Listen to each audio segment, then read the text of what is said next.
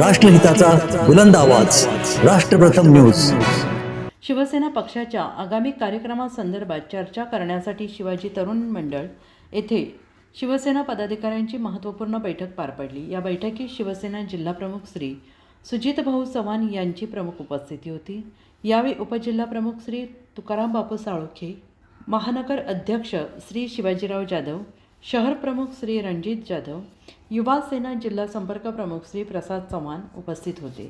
तसेच श्री अजय इंगवले, श्री शिवतेज खराडे यांच्यासह शिवसेनेचे सर्व पदाधिकारी आणि कार्यकर्ते मोठ्या संख्येने उपस्थित होते। या बैठकीदरम्यान संघटन मजबूत करण्याबाबत आगामी कार्यक्रमांचे नियोजन तसेच स्थानिक प्रश्नांवर चर्चा करण्यात आली। शिवसेना अधिक ताकदीने जनतेच्या सेवेत कार्यरत राहील असा विश्वास यावेळेस व्यक्त करण्यात आला। कशा पद्धतीने काम केलं पाहिजे। इलेक्शन हा काय भाग आपल्याला नवीन नाही, आपण प्रत्येक इलेक्शनला सामोरं गेलोय। पण आता कसं झालं की आपण काही सन्माननीय लोक आपल्या पक्षामध्ये आलेले आहेत, त्याचं आपण स्वागत केलं। सन्माननीय लोक आलेले असल्यामुळे आपल्या मनात एक संभ्रम अवस्था असते आहे की त्यावेळी एवढे वर्ष काम करतोय तर माझं काही इथं विचार होणार आहे की नाही। पण एक सांगतो तुम्हाला, इतर पक्षासारखा आपला पक्ष नाही। आपल्या पक्षामध्ये प्रत्येक पदाधिकाऱ्याला किंवा शिवसैनिकाला सन्मानपूर्वकच वागणूक मिळते आणि ती वागणूक इथून पुढं सुद्धा त्या पद्धतीनेच राहील।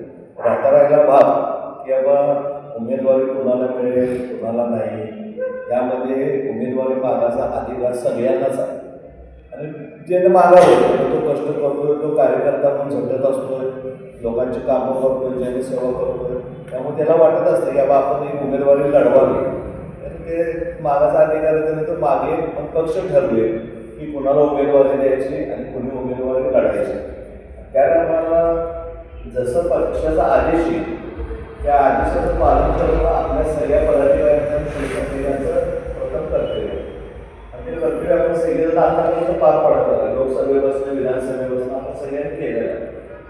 तर जसं एकनाथ शिंदे साहेब म्हणतात की शिवसैनिकाला कुठेही वाऱ्यावर सोडणार नाही।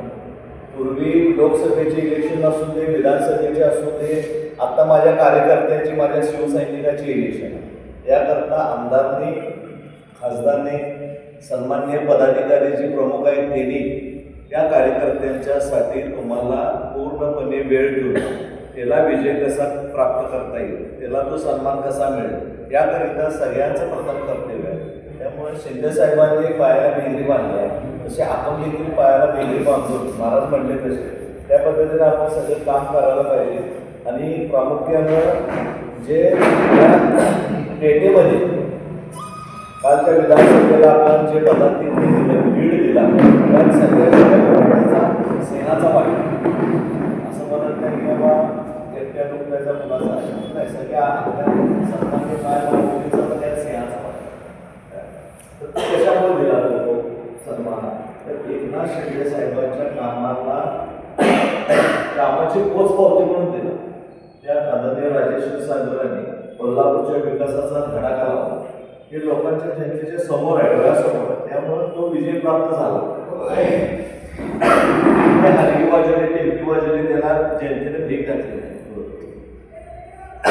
त्याच पद्धतीने ह्या देखील वेळी असा प्रकार होणार आहे, त्याला आपण कानाडोळा करायचा, आपण आपलं काम करायचं।